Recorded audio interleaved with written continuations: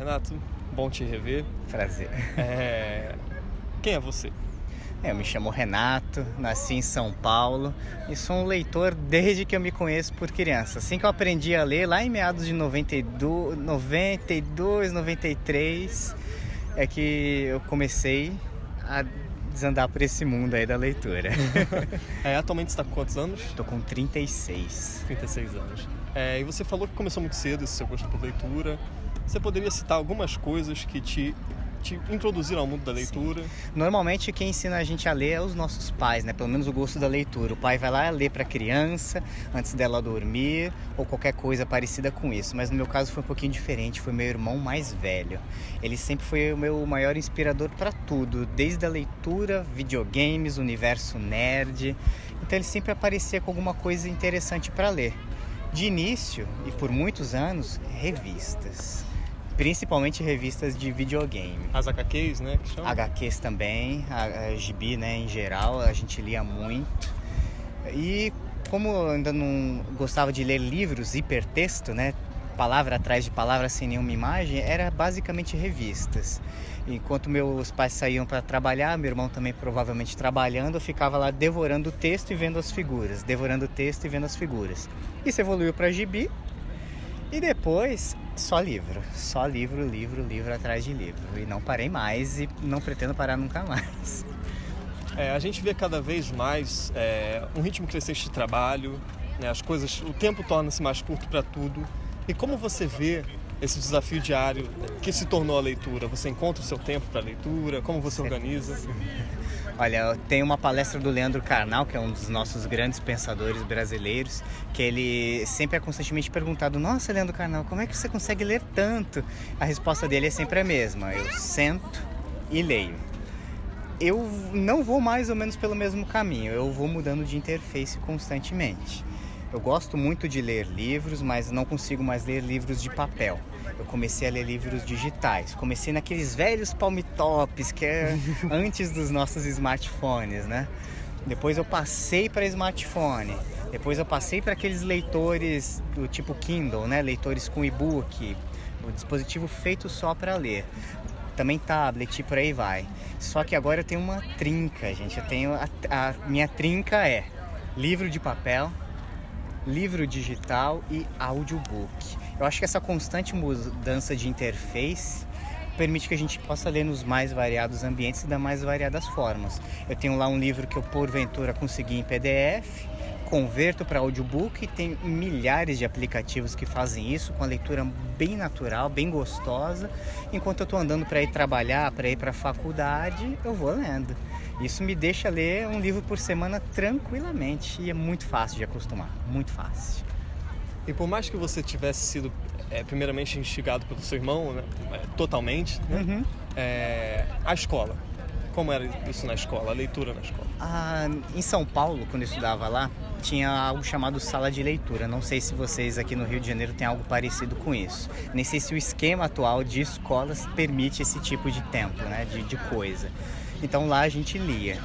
Só pouco depois que eu mudei para cá, para o Rio de Janeiro, eu comecei a frequentar bibliotecas, porque afinal de contas é uma fonte infinita de livros, né? E de uma constante renovação de livros. Então já peguei muito Stephen King, Anne Rice, todos esses tipos de livros que eu sempre gostei muito. Jurassic Park, nossa, já devo ter lido umas 3 vezes. Livro dessa grossura, bem melhor que o filme. Tem Pterodátilo no primeiro filme no primeiro livro do Jurassic Park, coisa que não tem no primeiro filme. E fui indo. Uma dica que eu gostaria de dar para as pessoas é: e aí? Devo continuar vendo os filmes? Aquela velha frase: o livro é bem melhor do que o filme, é verdadeira? O pior é que é. Porque o livro, o autor, ele tem mais liberdade para explorar ideias, coisas que às vezes a gente não tinha nem tecnologia para criar no cinema. Hoje em dia, obviamente, a imaginação é o limite, mas o autor podia colocar no papel e o resto era com a nossa imaginação. E isso permitia, por exemplo, que um livro escrito em 1500, Dom Quixote, Miguel de Cervantes, ele pudesse viajar nas loucuras dele sem a gente ter tecnologia para colocar isso em desenhos, sem a gente ter tecnologia para colocar isso em filmes, em fotografia e qualquer coisa semelhante. Então, por muito tempo vai ser isso. O livro vai ser melhor do que o filme. Apesar de eu ter, para mim, algumas exceções. Por exemplo, o Drácula de Bram Stoker. Eu acho o filme melhor do que o livro. Uhum. Ele explica, né, como o Drácula se torna Drácula. Isso não é abordado no filme. No livro, desculpa. Sim. Então você... Parte da leitura também instiga a outros meios, né, como cinema, e de diferentes formas que abordam a literatura em si. Sabe o que aconteceu recentemente? Alguns anos, né, para ser mais exato. Eu comecei a fazer dobradinhas. Lia o livro, na semana seguinte já vi o filme, para saber as diferenças. Fiz isso com o Cemitério Maldito, do Stephen King. Eu fiz isso com Drácula, de Bram Stoker. Lembra aquele filme Liga dos Cavaleiros Extraordinários, que dá uma costurada na literatura inglesa? Tinha ali, Retrato de Dorian Gray, As Minas do Rei Salomão, 20 Mil Léguas Submarinas, o Retrato de Dorian Gray, que eu já falei, me desculpa, O Médico e o Monstro. Eu vi o filme, achei interessante. Opa, calma aí, o que cada um ali está querendo dizer, que eu não entendi muito bem. E li cada um desses livros. Uma mídia instigou a outra. Com certeza. Uma mídia instigou a outra. E uma que eu estou querendo fazer, que eu achei bem interessante, tem um livro chamado Walden. Se eu não me engano, é de um autor chamado Thoreau, americano, na época da Guerra Civil Americana. Ele escreveu um livro chamado Walden, que é basicamente o cara tá de saco cheio da sociedade, se isola no meio do mato e vai viver uma vida ali, alguns anos ali. Ele planta, ele colhe, ele ajuda constrói a própria casa, se alimenta, etc. Para sair um pouco da sociedade que nos instiga tanto, que nos apressa tanto para as coisas. Por que eu citei esse livro? Porque saiu um jogo dele recentemente. E eu quero muito jogar esse jogo, porque eu quero saber como é que retrataram isso. É a transmídia, né? Uma mídia sobrepondo a outra para ver o que sai daí. E cada uma tem um recado para dar. Cada uma tem um recado. Certamente. E você diz que hoje em dia o livro ainda é a mídia que você mais utiliza? Sim, com certeza, ainda é.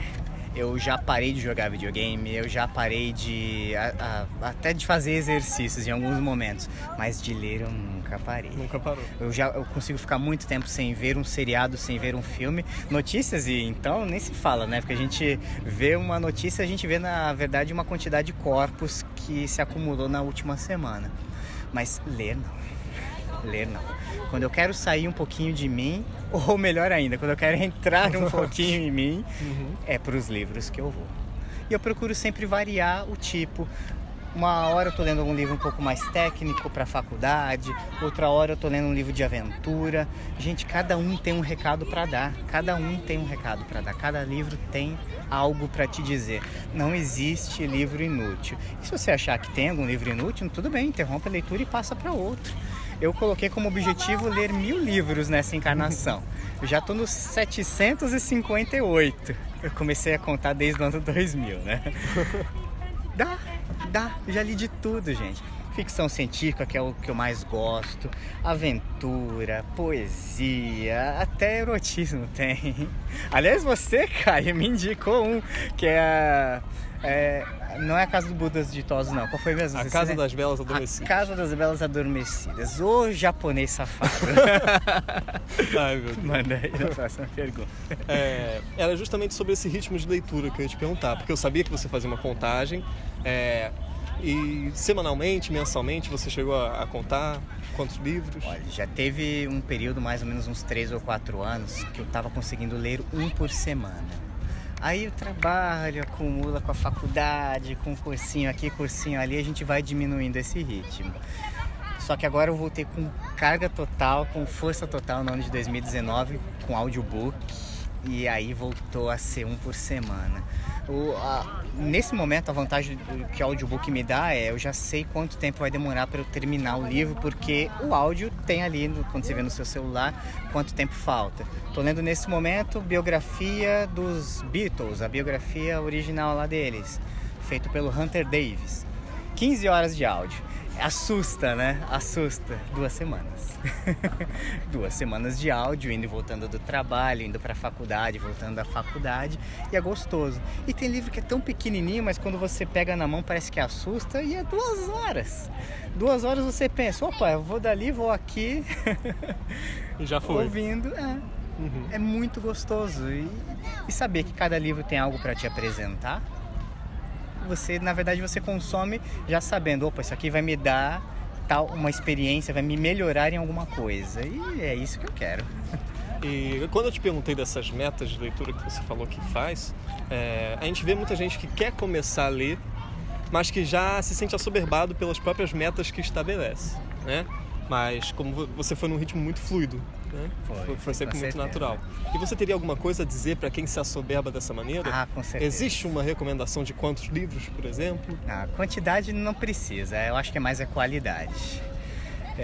Eu comecei lendo revistas, depois evolui um pouquinho mais e fui para livros de aventura, de historinha mesmo. E depois eu comecei a consumir a biblioteca que tinha na minha casa lá em São Paulo, de pais que não gostavam de ler. Ou seja, foram livros que vieram de graça em alguma coisa de banca de jornal. Primo Basílio foi um exemplo, né? Sim. Veio em banca de jornal na década de 90. Leia, apenas leia. Mas começar por onde? Comece pelo que você gosta. Se você gosta de Harry Potter, leia Harry Potter de cabo a rabo, de avesso a avesso, leia e releia. Depois procure coisas similares. Esses livros, eles dão às vezes alguma dica de outras coisas. Da mesma maneira que eu falei que o filme A Liga dos Cavaleiros Extraordinários me deu dica de toda a literatura inglesa de Júlio Verne, entre outros autores, pegue essas dicas e leia essas dicas. Opa, mas calma aí, de onde será que o J.R.R. Tolkien tirou essas ideias para gnomos, trolls, elfos e afins? Isso tem em algum lugar. Alguns personagens ele inventou, com nome, raça, profissão até, sim, mas alguma coisa ele tirou de algum outro lugar e é só você dando aquela boa pesquisada. E sempre você vai achar alguma coisa, sempre vai te divertir. Eu sou um grande apaixonado por ficção científica. Quando eu descobri que, por exemplo, tem até romance de ficção científica, recomendo aqui a Mulher do Viajante do Tempo, que é um bom... Só leve um lencinho quando for ler, porque você vai chorar pra caramba. E aí uma coisa puxa a outra. Isaac Asimov, Júlio Verne, que eu já falei, entre outros. Lê no seu tempo, lê no seu ritmo. Comece pelo que goste e depois vai indo. Agora no aspecto mais... voltando às bibliotecas, a primeira que você começou foi sua biblioteca pessoal, né? Formada pelos seus pais e tudo mais. Mas você lembra de alguma biblioteca pública que te... que te influenciou? Depois da biblioteca pessoal lá de casa, que devia ter algo perto de 30 livros, que eu matei rápido até, eu fui para a biblioteca da escola. A biblioteca da escola é um pouco mais inacessível porque tinha que pegar e devolver em menos de uma semana. Sim. E às vezes não dava tempo de ler em uma semana e eu me sentia como se estivesse roubando o livro, eu queria devolver logo. Aí eu achei, quando eu mudei pra cá, pro Rio de Janeiro, a Biblioteca da Tijuca. Eu nem sei se ela existe ainda. Se eu não me engano, o nome é Biblioteca Anitta alguma coisa. Na edição. Eu já peguei muita coisa lá. Stephen King, Anne Rice, Michael Crichton. E adorei. Não consegui explorá-la ao máximo, porque depois disso eu passei pro mundo digital. E no mundo digital aí é infinito. Às vezes o livro sai numa semana e outra você já acha em PDF. Mas é bom sempre dar a forcinha pro autor, né? Pra ele continuar escrevendo, sempre que possível. Então, sempre que você quiser algo novo para ler, pede pro amigo. Os seus amigos sempre têm uma recomendação para te dar. Há 2 semanas atrás eu estava lendo o livro Sapiens, que fala sobre a origem da espécie humana, de onde ela veio. Outra semana eu estava lendo Dan Brown, que ainda vai um pouquinho mais longe, ele não fala só de onde a gente veio, ele ainda brinca para onde a gente vai como espécie. Olha que legal, olha que link bacana. Um livro linka o outro, mesmo que não tenha sido escrito por autores que estejam falando do mesmo assunto, né? Dan Brown fala mais uma aventura ali, uma corrida contra o tempo. O Sapiens, ele já é vai mais para a vertente da biologia, por aí vai. A dica varia também, varia muito de assunto. Um professor meu de sociologia, há muito tempo atrás, ele falou que burro é quem pensa sempre a mesma coisa. Não é alguém que faz uma besteirinha ou outra, é quem pensa sempre a mesma coisa. E talvez até sempre do mesmo jeito, né? E os livros são com certeza uma afronta a isso. Com certeza. A maior e a melhor. Eu acho que algumas mídias, elas podem morrer, né? A fita cassete disco de LP, apesar de ele estar voltando atualmente. Mas acho que livro, ler com os olhos, pode ser que nunca morra. A gente sempre vai depender daqueles símbolos um atrás do outro, formando palavras, sentenças e imagens na nossa cabeça. Até porque quando você converte isso em bytes e por aí vai, é bem pouco. É bem pouco. O que consome menos espaço? Um DVD com imagens em resolução 4K, num Blu-ray, ou um texto puro? Quantas bibliotecas não caberiam dentro dos gigabytes, terabytes de um Blu-ray, por exemplo? Sim, exatamente. Só que quando a gente fala de uma biblioteca também, vem a parte da mediação. Que, como você falou, em São Paulo, tinha que devolver em uma semana, era rápido. Então, a imagem do bibliotecário te remetia a alguma coisa positiva sobre a leitura de livros? Dos que você conheceu? Eu nunca interagi com bibliotecário. Porque eu sempre... É como se eu estivesse entrando numa loja de conveniência quando eu entrava numa biblioteca. Eu ia ali para consumir, não para falar com bibliotecário. Eu nunca vi bibliotecário com maus olhos.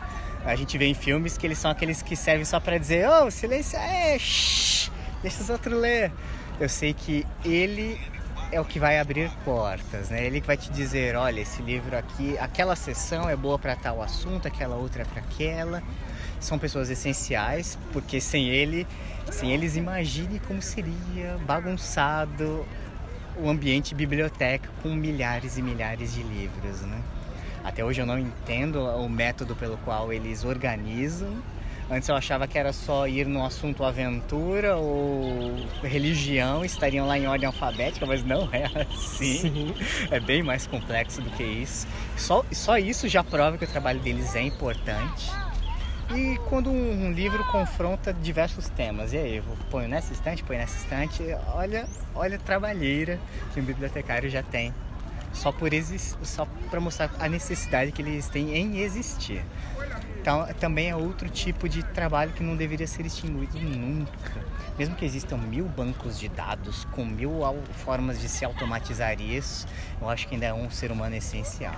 Ainda é com certeza, pelo menos para te instigar, para te levar ao hábito da leitura.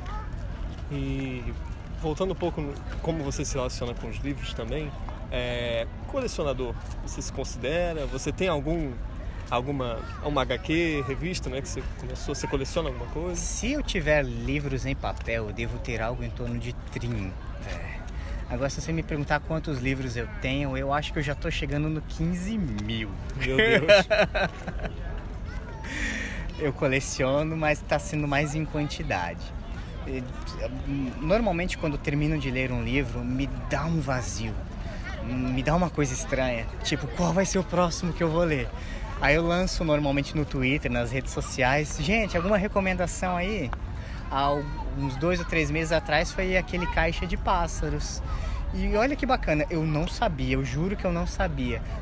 Assim que eu terminei de ler, 1 ou 2 semanas depois, sai o filme na Netflix, cara. Isso é muito legal. Isso é muito legal porque tá fresquinho na mente. Os personagens, a história, a ideia. E logo depois você vê isso transposto para outra mídia. Colecionar livros, eu diria que eu tenho quase todos do Stephen King em formato digital. Eu deveria puxar mais uma coisinha do Neil Gaiman, que tem coisas tão bacanas aí. Saiu um seriado dele recentemente, o Boas Maldições, o Good Homens. E entre outros que temos por aí. Eu queria ter, porque eu já li bastante, pelo menos 2 livros ou 3 livros dele, do Chico Anísio. Ele escrevia bem pra caramba, não sabia. Ele brinca com as palavras, ele brinca com termos em inglês, ele ironiza a nossa sociedade do jeito que ela merece, né? As nossas pressas, nossas ânsias. Então, eu acho que já acabou de pintar uma boa ideia e colecionar mais e ler mais, com certeza também. E nessa pergunta surgiram alguns nomes, né? Eu queria saber 3 autores que vêm à sua mente, ou mais, autores fundamentais no seu curso de leitor. Olha, pra mim, Stephen King. Algum dia, quem lê demais acaba achando em algum momento que é bom pra escrever. Se algum dia eu começar a escrever de verdade, Eu quero pelo menos arranhar alguma coisa do estilo do Stephen King. Ele é muito bom em contextualizar coisas, falar de lugares e pessoas. Ele humaniza até os monstros dele. Isso é muito legal, é muito rico. Outros autores, vamos ver. O Dan Brown me pegou de jeito porque a gente pensa que ele é um autor mais pop, né? Que ele é mais... vamos ver... É óbvio que é de propósito, né? Sabe? Você não Com certeza. Neil Gaiman tá me instigando bastante porque ele tem um jeito gostoso de escrever. Agora, tem autores que você começa a ler, calma aí, o que esse cara tá fazendo aqui? O que esse cara tá querendo me dizer? Eu desisti de poucos livros na vida. Eu desisti do Leviatã, que se eu não me engano é do Thomas Hobbes, que é bem da época dele, então é muito difícil. O Hitler, né? Aquele Mein Kampf, Minha Luta, que livro insuportável. Né? O cara devia ser tão ruim como pessoa que até como escritor ele era ruim. Mas tem ótimos autores por aí. Eu acho que a gente sempre acha o nosso, né? Eu falei do Stephen King, que é o que mais me instiga, mas sempre aparece um aí. O filho do Stephen King tá escrevendo bem pra caramba. O Joe Hill. Dê uma chance a esse autor, ele vai te surpreender. Bom, Renato, chegando ao fim da nossa entrevista, né? Essa pergunta se torna quase pífia, mas você se considera um leitor? Com certeza. Quando eu leio muito rápido um livro, eu falo que eu comi o livro. Eu quero comer cada vez mais livros. Tem livro que a gente já tá perto do final, tô lendo ali uma biografia, tá meio chatinha aquela parte, já pensa, deixa eu passar logo para outro, mas a gente fica com vontade de terminar, pelo menos para ver onde aquele cara quer chegar, aquele autor, aquela história quer chegar. E aí a gente já vai planejando, eu vou ler esse, eu vou ler aquele, depois aquele outro, e um atropela o outro. Que isso aconteça cada vez mais, a vontade de ler um livro atrás do outro que sempre vem. Eu já fui o tipo de pessoa que entrava numa biblioteca ou numa livraria e passava mal, eu sentia dor de barriga, porque eu me sentia como uma criança dentro de uma loja de brinquedos. Qual o próximo? Para onde eu vou? O que é aquele? Que novidade é aquela? Hoje em dia isso parou um pouquinho, porque eu sei que qualquer livro que eu quiser, porque eu trabalho, tenho lá um bom salário, eu posso comprá-lo.